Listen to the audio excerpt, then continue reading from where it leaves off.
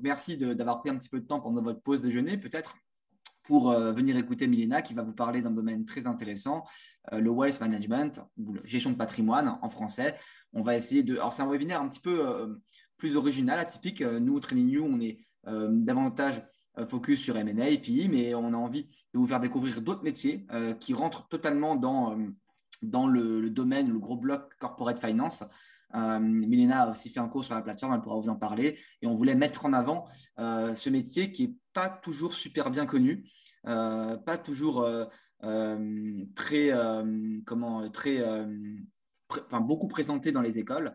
Et donc, on voulait voilà, pallier ce manque en vous proposant ce webinaire. Alors, peut-être, Milena, si tu veux passer la prochaine slide, avant de te laisser la parole, je vais juste représenter rapidement Training You, enfin, pour un petit peu introduire ce webinaire. Bon, moi, je m'appelle Guillaume Pommier, j'ai étudié à Sciences Po Strasbourg, ensuite à l'ESSEC, et j'ai travaillé pendant 2 ans chez Lazare en M&A dans l'équipe TMT avant de fonder Training You avec Young Sigwan, qui lui avait fait Sciences Po Paris, le Master Finance et Strat, et on s'est connus chez Lazare. Pourquoi on a lancé Training You? Parce que nous, on avait constaté, je pense que Milena pourra aussi confirmer ce que je raconte, on avait constaté qu'on était à votre place en tant que candidat et ensuite qu'on était recruteur, on a passé beaucoup d'entretiens qu'on était chez Lazare, qu'il y avait un décalage entre les cours de l'école qui étaient assez théoriques et les exigences très pratico-pratiques des process de recrutement pour ces métiers, avec notamment toutes les connaissances techniques qu'il faut maîtriser pour passer un entretien et ensuite toutes les skills nécessaires quand vous êtes en stage ou en début de parcours dans ces métiers. Et Training You a pour objectif cela, de combler ce décalage, de compléter les cours que vous avez dans vos écoles respectives pour vous aider dans ces process de recrutement. Donc, on a formé plus de 3000 étudiants depuis 2019, qui était l'année de lancement. La très grande majorité sur notre plateforme de cours en ligne. Je sais que certains sont déjà abonnés. On a plus de 100 nouveaux abonnés qui nous rejoignent chaque mois pour se former avec nous. On a aussi une trentaine de partenariats avec des assos étudiantes et des écoles. Et enfin, vous avez ici quelques références d'entreprises, généralement des banques ou des fonds dans lesquels nos étudiants travaillent. Voilà pour l'introduction de Training You. Milena, merci beaucoup de nous accorder aussi un petit peu de ton temps pour parler de ce métier-là. Milena a étudié dans plusieurs écoles, Rennes School of Business, Financia et HEC. Je te laisserai peut-être raconter un petit peu ton parcours au début. Et maintenant, alors, elle est passée par la Société Générale et maintenant elle est gérante privée chez Tifis Capital. Voilà, Milena, encore un grand merci. Je te laisse la parole. Voilà, et je serai le relais pendant des questions pendant cette session. Merci à toi. Merci beaucoup, Guillaume. Merci beaucoup pour cette invitation. Donc oui, je me permets de me représenter. Je suis actuellement gérante privée chez Tifis Capital, qui est un cabinet indépendant sur la place parisienne. J'ai effectivement exercé la fonction de gestionnaire de patrimoine au sein de la Société Générale pendant à peu près 3 ans. Je suis diplômée d'un MBA en gestion de patrimoine de Financia Business School. J'ai également effectué une certification HEC en analyse financière, voilà, qui a complété, en fait, si vous voulez, mes compétences pour répondre aux besoins des dirigeants d'entreprise. Et donc, aujourd'hui, donc Tifis Capital, pour présenter rapidement le cabinet, on est donc un cabinet indépendant qui a un ADN produit structuré, puisque en fait, nous créons et nous proposons des produits structurés complètement sur mesure pour nos clients. Donc, c'est vraiment notre ADN. Et je suis également jury et intervenante dans 2 écoles de commerce à Paris, donc jury pour les soutenances et puis également pour les nouveaux candidats qui veulent intégrer les MBA en gestion de patrimoine. Voilà. Et enfin, bien évidemment, je collabore donc avec Training You. Depuis maintenant quelques mois, on a créé donc un module, donc Wealth Management, sur la plateforme Training You. Donc ce module, il a 5 grandes thématiques. La première étant les bases du Wealth Manager, en fait, qui présente la définition et les obligations du conseiller en investissement financier, l'explication du diagnostic patrimonial, les étapes et les documents réglementaires utilisés, le profil de risque du client et enfin l'analyse patrimoniale et la stratégie patrimoniale. Dans un second temps, j'ai voulu développer les régimes matrimoniaux parce que c'est un point très important de notre métier. Donc, notamment comprendre les différents régimes matrimoniaux en France, aborder les composants du pacte civil de solidarité, donc le PACS, et intégrer les régimes communautaires et séparatistes. Également les conséquences patrimoniales du divorce, qui sont donc éclaircies dans ce module, et enfin l'exposition des libéralités qui peuvent être mises dans des contrats de mariage. Dans un troisième temps, j'ai développé les successions. Alors, succession, ce cours en fait aborde les différents cas de succession, les droits du conjoint survivant qui sont très importants dans notre métier, les dispositifs permettant de protéger la famille et la fiscalité liée également et développée avec les pièges fiscaux à éviter bien évidemment puisque la succession se prépare en amont. Dans une quatrième partie, nous avons abordé l'imposition. Donc, le champ de l'implication de l'impôt sur le revenu, les différentes catégories de revenus, le calcul du revenu net global, l'explication du crédit et de la réduction d'impôt et le déchiffrage de la contribution exceptionnelle des hauts revenus, donc la CEHR bien connue dans notre métier. Et enfin, nous avons développé la partie immobilière qui est une grosse partie également du Wealth Manager, puisque voilà, on a développé donc l'IFI, l'impôt sur la fortune immobilière, les 4 grands dispositifs à optimisation fiscale, donc la loi Pinel, la loi Malraux, le déficit foncier et les monuments historiques. Et enfin, nous décrivons la différence entre le régime réel, le microfoncier, la location meublée professionnelle, donc LMP, et la location meublée non professionnelle. Donc finalement, ces modules, ce qu'ils vous permettent de faire, c'est d'aborder les grands thèmes, vraiment les grands thèmes du waste management et de vous préparer au mieux à réussir vos entretiens pour des stages, alternances ou même premier emploi. Le but de ce webinaire donc, étant de vous présenter le wealth management et d'échanger sur l'exercice de ce métier. J'ai voulu donc aborder le why, le pourquoi aujourd'hui donc exercer le métier de wealth manager. Eh bien, en fait, le wealth management, ça allie plusieurs choses. Ça allie la stratégie, ça allie la relation client, ça intègre l'ensemble de la réglementation fiscale en vigueur. Et ce métier demande de la précision, de la personnalisation et une certaine compréhension de votre client et de sa situation. Plusieurs pans sont exploités et utilisés, comme par exemple l'immobilier, les investissements financiers, la défiscalisation, la préparation de la retraite et bien d'autres sujets. Chaque cas est unique. Ce métier est donc pluridisciplinaire et répond à un besoin client de plus en plus important. Pourquoi ? Parce que effectivement, aujourd'hui, on ressent que les clients recherchent une relation évidemment saine et de confiance, mais surtout de comprendre ce dans quoi ils investissent.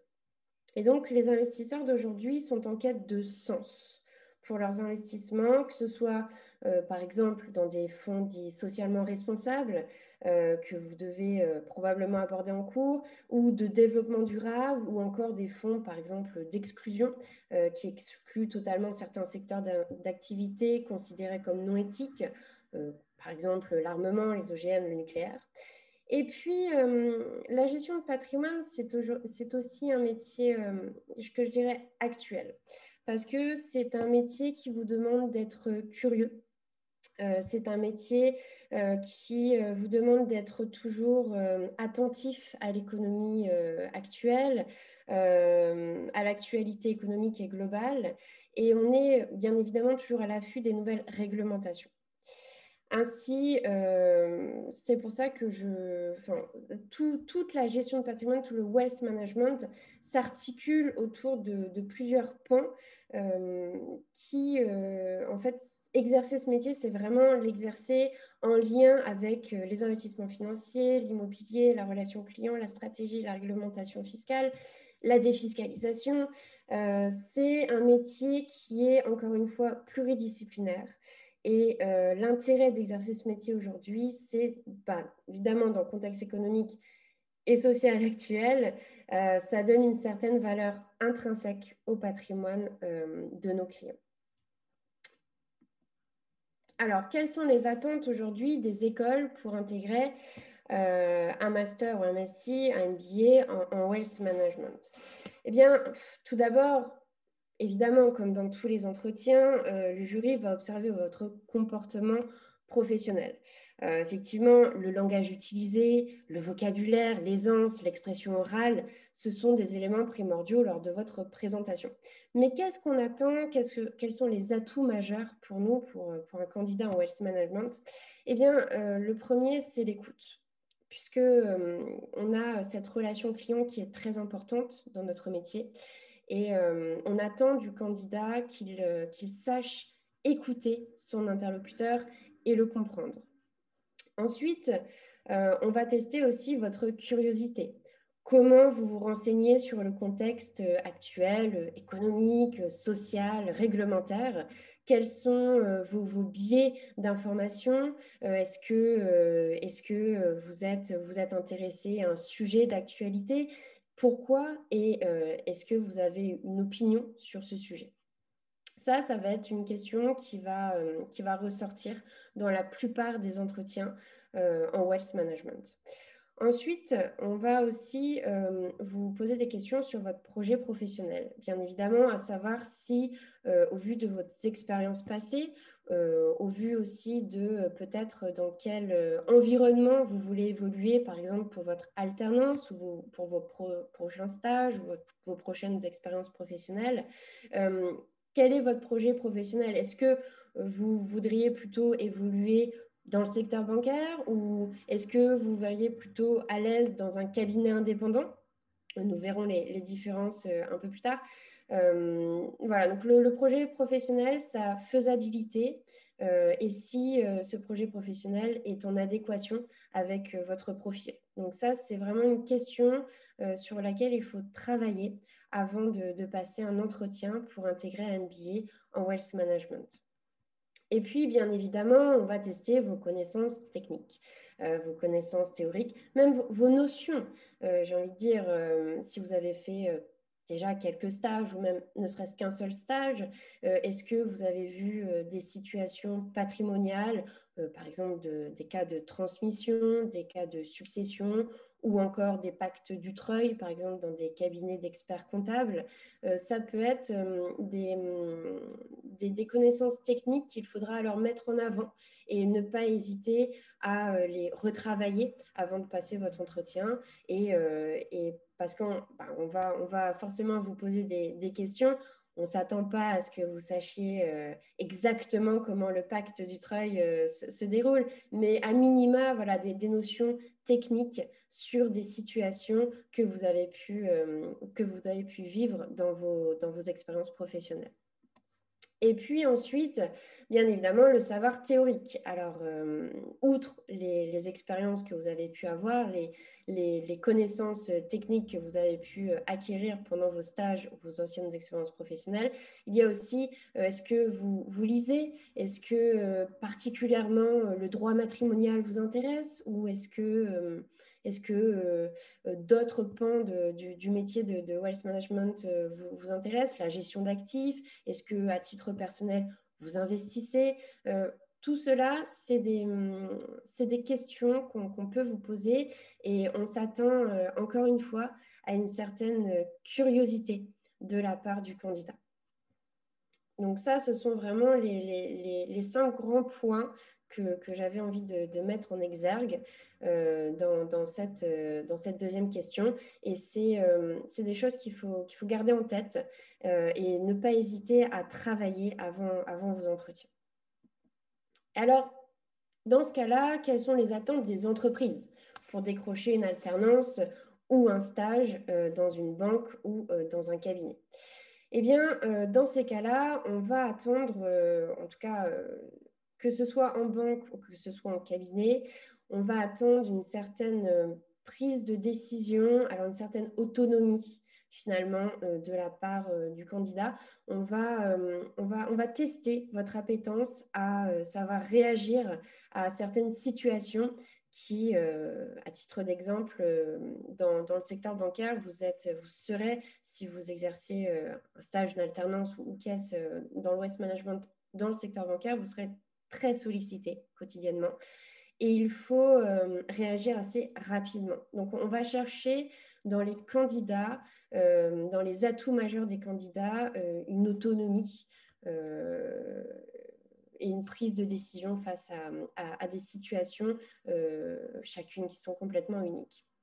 Ensuite, évidemment, comme on l'a dit auparavant, l'écoute qui fait partie aussi de la relation client. La relation client est au cœur du métier de Wealth Manager. Donc, il faut savoir s'adapter, encore une fois, à chaque situation, mais aussi répondre aux clients de manière à s'adapter au profil de votre client. Et ça, c'est un point très, très important du Wealth Manager.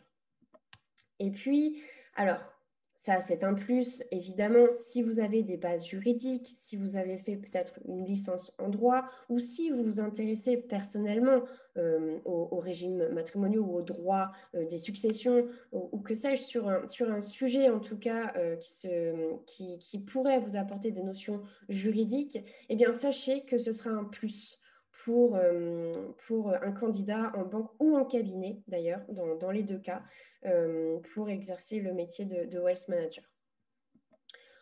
Eh bien, ensuite, n'hésitez pas à mettre en avant vos expériences, qu'elles soient juridiques, qu'elles soient commerciales ou qu'elles soient dans un cabinet d'experts comptables. N'hésitez pas à expliquer comment vous avez su peut-être gérer une situation un petit peu difficile que vous avez pu vivre dans un de vos stages ou dans d'une de vos alternances. Voilà. C'est l'expérience de la relation client primera sur vraiment votre entretien, et on cherchera à savoir comment vous réagissez dans des situations qui peuvent être parfois délicates. Et puis enfin, bien évidemment, encore une fois, hein, l'autonomie qui a été déjà dit donc, dans la prise de décision, et l'aisance. L'aisance à répondre aux clients, l'aisance aussi à savoir, bien oui, voilà, je suis alternant aujourd'hui. Je n'ai pas forcément la réponse tout de suite à votre question, mais par contre, je vais aller la chercher, je vais aller me renseigner auprès d'experts et je vais vous revenir rapidement sur le sujet. Ça, c'est important, encore une fois, d'être à l'aise dans votre relation client. Alors, comme je vous l'avais énoncé, on va aborder les différences entre le métier exercé en banque et le métier en cabinet indépendant. Donc, j'ai été, à titre personnel, gestionnaire de patrimoine donc, à la Société Générale. Et puis, depuis près d'un an, j'ai été donc, chassée pour rejoindre le cabinet indépendant donc, Tifis Capital. Donc, une certaine vision sur les différences entre le métier exercé dans le secteur bancaire et le métier en cabinet indépendant. J'ai cité 3 points qui me semblent être les plus importants. Déjà, premièrement, donc, il y a le panel d'offres. Alors, pourquoi le panel d'offres, c'est quand vous exercez dans un cabinet indépendant, vous avez accès à l'ensemble des offres du marché. À contrario d'une banque qui intégrera plus facilement toujours ses propres produits. Par exemple, à la Société Générale, la compagnie d'assurance, c'est Sogecap, et donc les contrats d'assurance vie ou les contrats de capitalisation, ce seront des contrats Sogecap. Dans un cabinet indépendant, vous avez, c'est le but d'être indépendant, c'est que vous avez accès à l'ensemble de l'offre du marché. Et en cela, vous pouvez donc vraiment répondre à votre client, peut-être même en ouvrant un nouveau partenariat à un nouveau fournisseur. Donc, que ce soit un contrat d'assurance vie luxembourgeois, par exemple, ou que ce soit un contrat d'assurance vie français. Cela vous permettra peut-être d'avoir un petit peu plus de flexibilité. A contrario, en cabinet indépendant, vous n'aurez pas accès à tous les produits bancaires, bien évidemment, donc les moyens de paiement. Et cela peut parfois vous pénaliser puisque Parfois, certains clients aiment avoir l'ensemble de leur support d'investissement dans une même entité. Et évidemment, quand vous exercez en cabinet indépendant, vous ne pouvez pas forcément répondre à cette attente client. Donc, il y a des avantages et des inconvénients. Le deuxième point, eh bien, c'est l'autonomie. Effectivement, en banque, vous allez être beaucoup plus normé, beaucoup plus encadré. Et alors, dans certaines situations, en cabinet indépendant, il va falloir avoir un peu plus d'adaptation, si je puis dire, à certaines situations. Quand on est habitué aux normes bancaires, par exemple, il peut être parfois déroutant d'être confronté à la réalité du marché.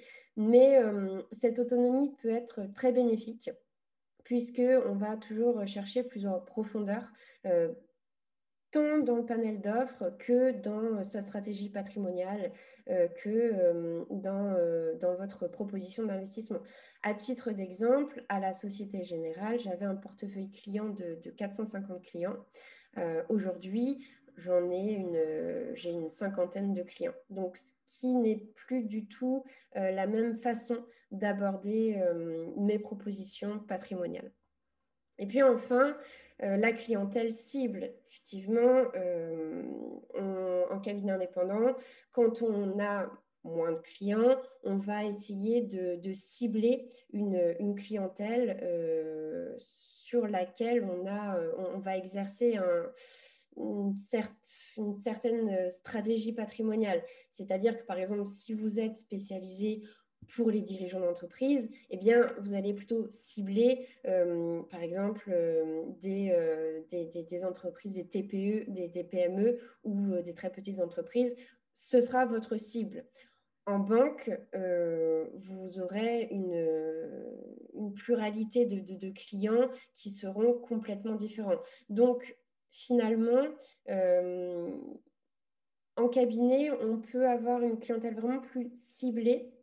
Mais attention toutefois à ne pas, si je puis dire, se mettre dans une cible trop fermée et de ne plus pratiquer finalement les stratégies patrimoniales qui pourraient être adaptées à d'autres types de clients, comme par exemple les professions libérales. Voilà, donc ça c'est aussi important de bien l'avoir en tête. La clientèle cible n'est pas du tout la même entre le métier dans le secteur bancaire et le métier exercé en cabinet indépendant. Donc, c'était vraiment les trois points, les trois points différenciants entre les métiers. Alors, il y en a d'autres, bien évidemment, mais c'est ce qui se ressent, on va dire, au quotidien. Voilà, c'est ce que j'ai retenu en tout cas de mon expérience. Et puis, alors, à quoi ressemble l'émission d'un junior en wealth management? J'ai trouvé important d'aborder cette question parce qu'on ne sait pas toujours à quoi on va s'attendre. Et je trouve ça très important de détailler toutes les missions qui peuvent incomber aux juniors aujourd'hui en wealth management. Alors, dans la première, évidemment, ça va être, vous êtes responsable de la relation avec vos clients patrimoniaux. Donc, on va vous demander de travailler votre portefeuille client, mais également de le développer. Le but étant encore une fois, de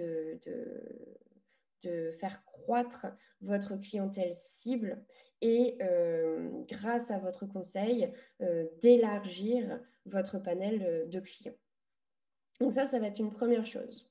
Ensuite, il va falloir développer votre segment patrimonial. Effectivement, c'est-à-dire on va proposer des solutions personnalisées, mais on peut, par exemple, nous, dans le cabinet, actuellement, on est en train d'étayer l'offre immobilière. C'est une chose qui va répondre à certaines attentes clients, mais il est possible que vous rencontriez un nouveau, par exemple, un prospect qui cherche un certain type d'investissement en immobilier. Et alors là, c'est à vous de développer peut-être cette offre si vous trouvez le bon partenaire et si vous pensez que c'est aussi le bon moment et si ça rentre dans la stratégie patrimoniale de votre client, alors rien ne vous empêche de développer ce segment patrimonial. Ensuite, un point très important, on va vous demander de travailler en synergie, que ce soit en banque ou en cabinet. On va vous demander vraiment d'être tout le temps appuyé d'experts. Parce que vous êtes wealth manager, oui, mais il peut arriver que certaines questions, vous ne sachiez pas et c'est normal. Un avocat fiscaliste, par exemple, pourra vous aider sur une stratégie patrimoniale d'un non-résident. Un agent immobilier pourra vous aider à trouver un bien spécifique à votre client parce que ce n'est pas votre métier. Voilà, donc travailler en synergie avec des partenaires de confiance, c'est l'une des caractéristiques du wealth manager qui lui permet vraiment, enfin, pour moi en tout cas, de réussir dans son métier. Ensuite, vous serez également en formation continue. Sachez-le, en tant que junior et même en tant que senior d'ailleurs, en wealth management, on a des formations déjà d'une part obligatoires. Ça, c'est voilà, c'est l'AMF, c'est l'autorité des marchés financiers qui met en place des formations obligatoires annuelles. Mais également, on vous poussera toujours, et encore une fois, que ce soit dans le secteur bancaire ou en cabinet indépendant, on vous poussera toujours à avoir une formation continue sur l'ensemble des pans de la gestion de patrimoine.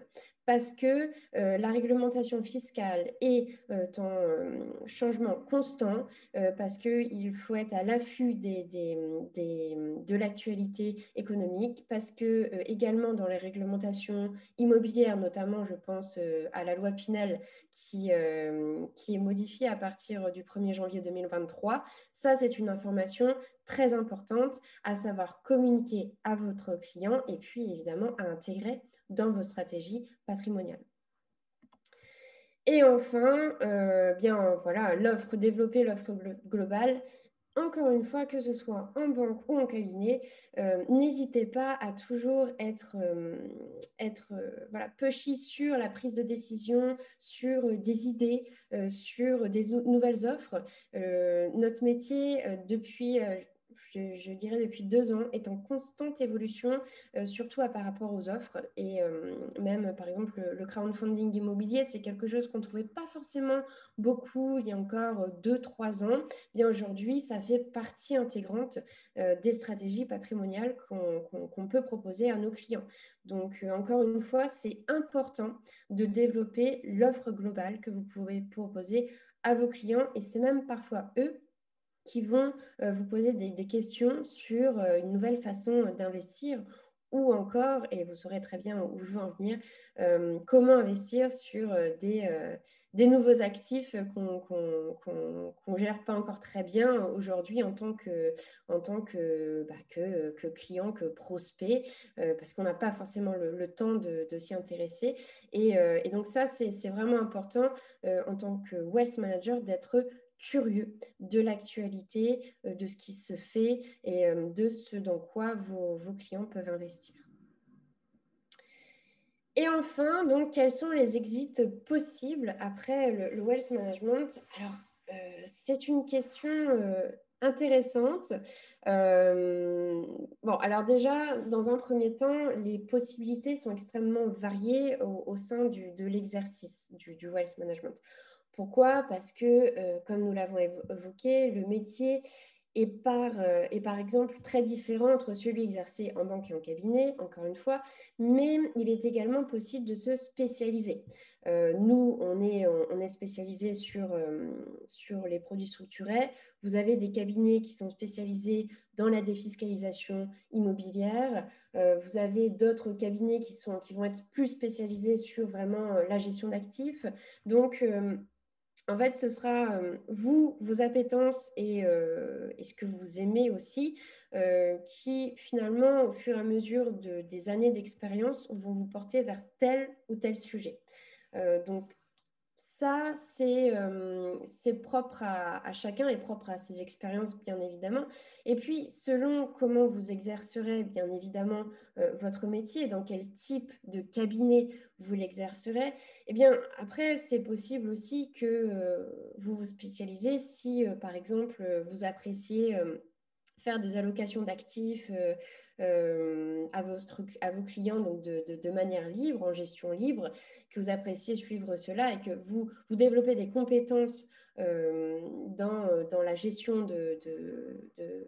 d'un portefeuille, eh bien, pourquoi pas faire une exit dans un fonds d'investissement? C'est complètement possible. Ou alors, si le private equity vous plaît particulièrement et que, eh bien, effectivement, au fur et à mesure des années, votre clientèle cible, c'est principalement des investisseurs qui cherchent toujours des nouveaux projets ou des nouveaux fonds dans le private equity, eh bien, peut-être ça peut être une exit. Alors, vous ne serez pas expert, évidemment, puisque vous ne serez pas vous n'exercerez pas dans le private equity directement, mais rien ne vous empêche, avec votre expérience, de faire par exemple une formation supplémentaire, s'il le faut, une certification, et de pivoter vers un métier qui vous plaît.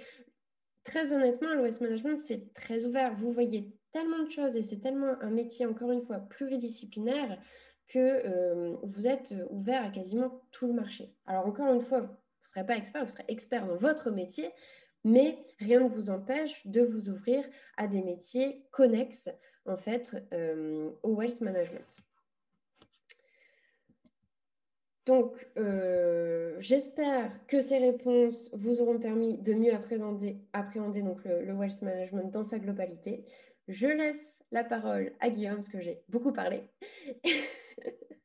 Non, merci Milena déjà pour cette introduction qui est très intéressante et très utile. On a déjà plusieurs questions. Et la première, en fait, ça va me permettre de faire le lien avec nos offres. C'est une question de Shannon qui nous demande comment on peut souscrire au module Wealth Management. En fait, le module de Milena, il est disponible dans les trois packs que vous voyez sur la page. Standard de luxe premium. Tous les cours sont disponibles dans tous les packs. C'est des packs qui sont accessibles sans aucun engagement. Donc, vous prenez et vous résiliez comme vous voulez, donc assez accessible et flexible.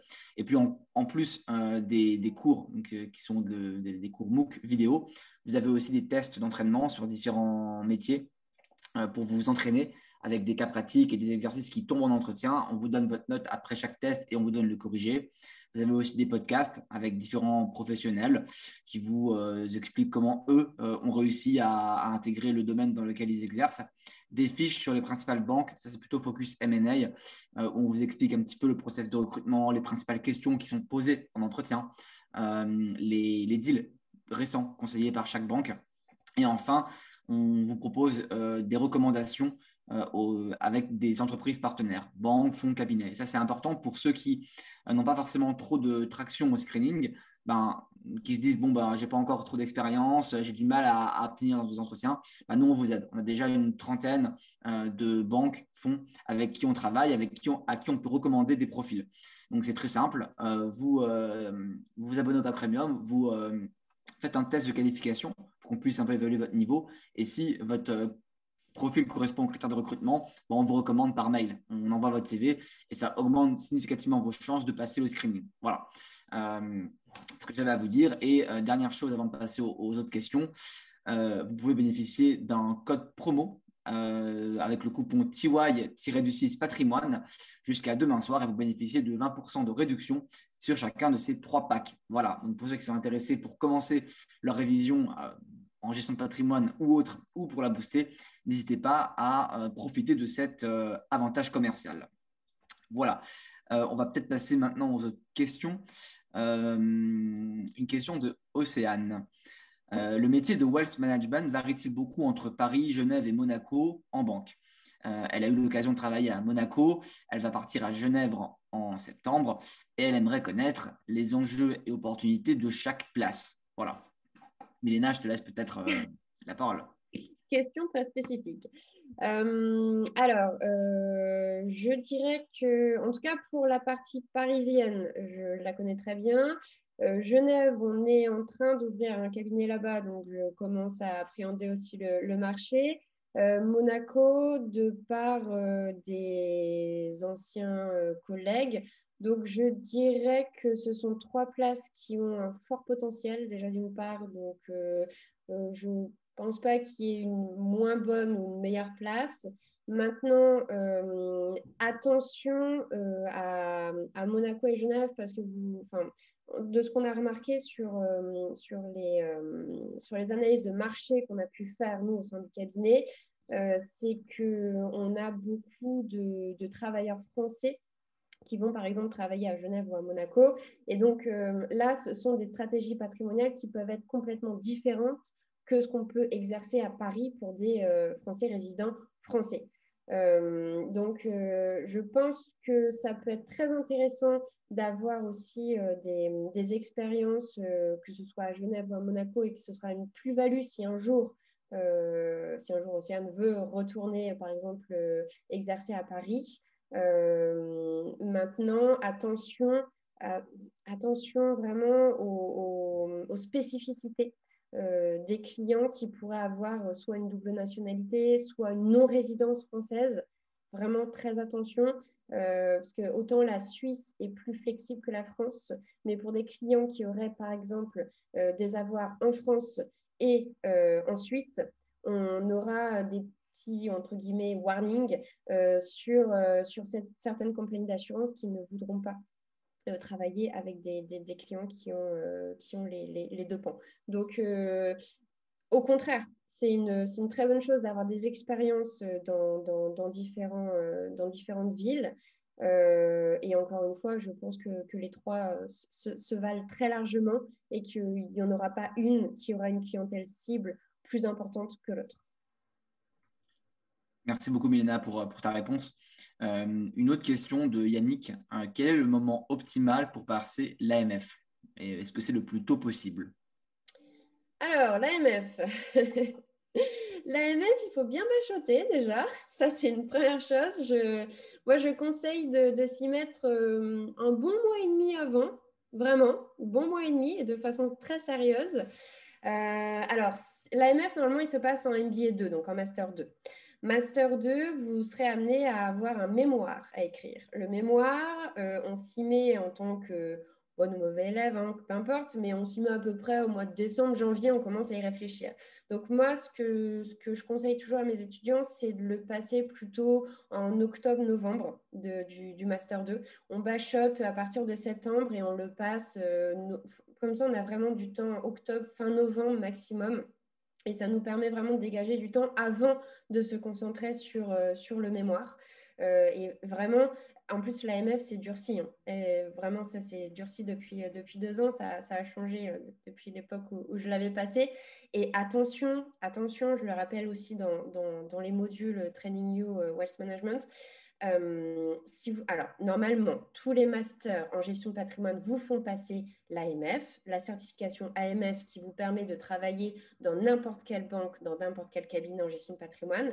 Si vous ne l'avez pas, vous pouvez exercer en banque, mais en banque, ils vous feront passer l'AMF interne et cet AMF interne ne sera valable que dans la banque où vous exercez. Donc, il faudra toujours le repasser si vous partez à la concurrence et il faudra repasser l'AMF officiel si vous partez travailler en cabinet. Donc, vraiment, un conseil, passez-le le plus tôt possible.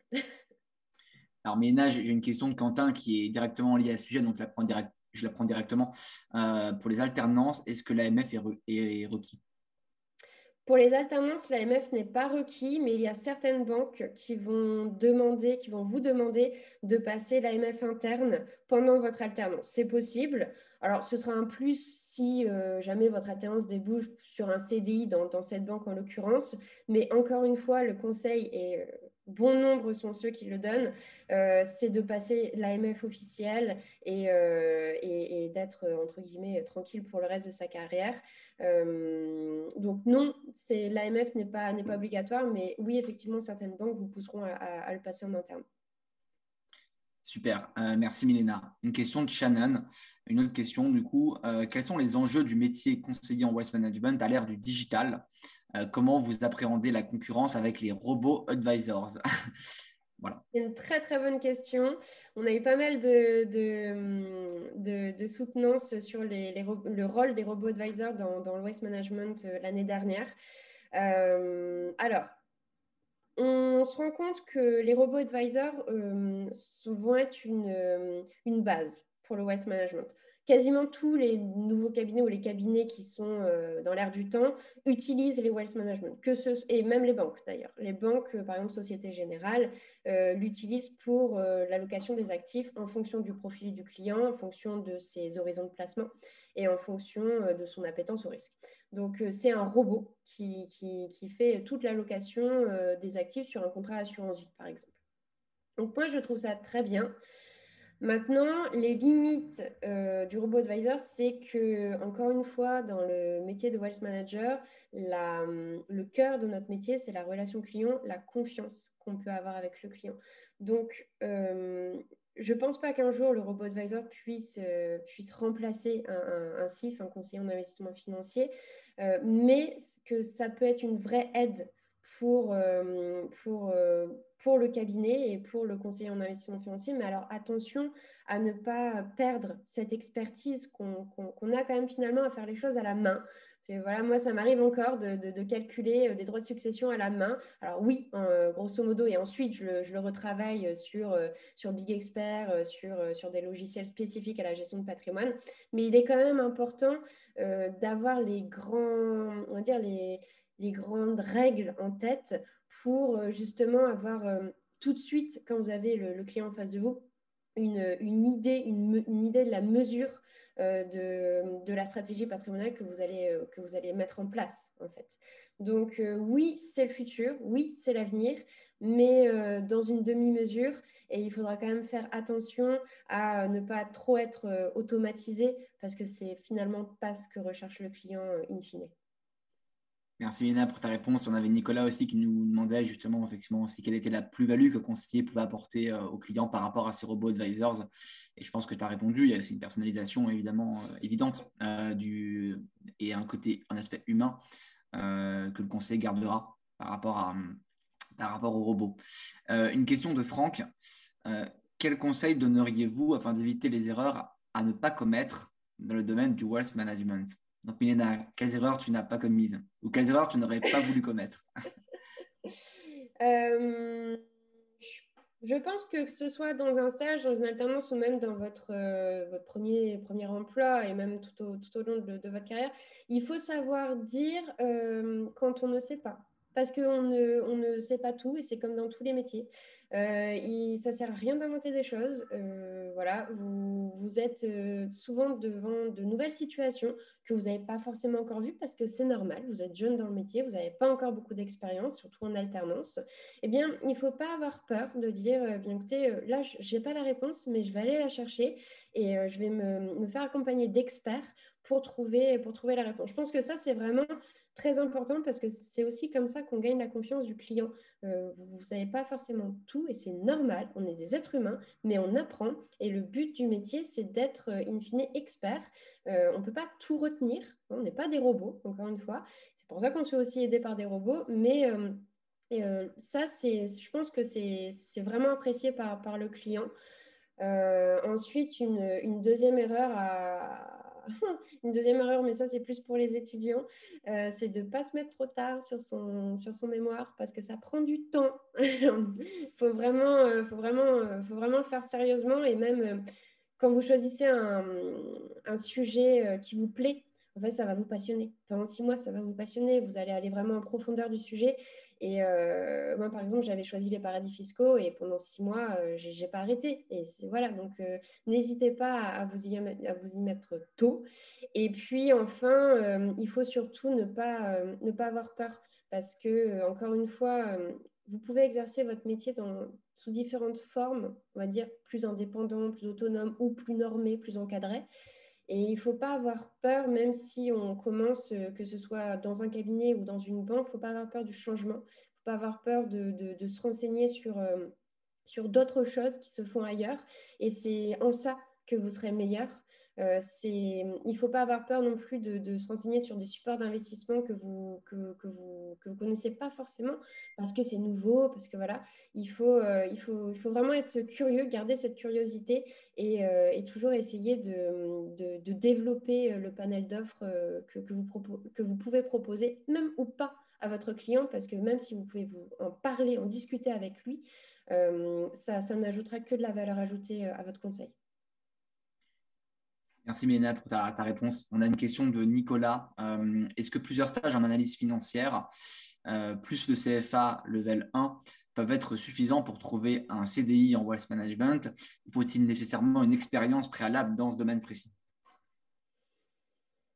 Alors, il y a des cabinets qui vont vous obliger à avoir des expériences où ça va être plus compliqué d'y rentrer. Peut-être se diriger vers des cabinets qui auront encore une fois comme clientèle cible, par exemple, des dirigeants d'entreprise, puisque vous êtes expert sur l'analyse financière. Donc, vous pouvez comprendre bilan, compte du résultat, le BFR, etc. Donc, ça peut être une idée. Alors non, pas forcément, on n'est pas obligé d'avoir de l'expérience. Dans le secteur bancaire, en tout cas, je pense que vous aurez votre chance, mais peut-être qu'ils vont vous proposer plutôt d'être conseiller pro, c'est possible, de par expérience. Mais, euh, mais non, c'est pas un frein. Encore une fois, si vous prouvez votre curiosité sur le waste management, si vous prouvez que vous vous y intéressez particulièrement, que vous essayez voilà, d'acquérir quelques notions, des connaissances techniques avant d'exercer le métier, pourquoi pas? Super, merci beaucoup Mélina. On a été au bout des questions pour l'instant, donc euh, si vous en avez encore, n'hésitez pas. Moi, il me reste trois choses à dire pour clôturer ce webinaire. Enfin, en tout cas, sauf si Mélina, on a peut-être d'autres choses encore à vous mentionner. La première, c'est vous dire que pour ceux qui ne le font pas encore, vous pouvez rejoindre notre page LinkedIn Training You. Et aussi pour ceux qui s'intéresseraient, pourquoi pas, au conseil, il y a Training You Conseil, qui est une page LinkedIn séparée. On publie des actualités sur les secteurs, notamment des deals récents et d'autres types d'actus. Donc pour augmenter votre culture générale financière, toujours intéressant de suivre ces pages-là. La deuxième chose, c'est bien sûr vous remercier tous pour votre présence ce midi. On espère que ça a été utile. Ceux qui veulent débuter une formation en gestion de patrimoine, qui sont un petit peu curieux sur ce domaine, n'hésitez pas à profiter de TY Patrimoine d'ici demain soir pour voir un petit peu ce qu'a fait Milena sur les différents domaines qu'elle vous a présentés.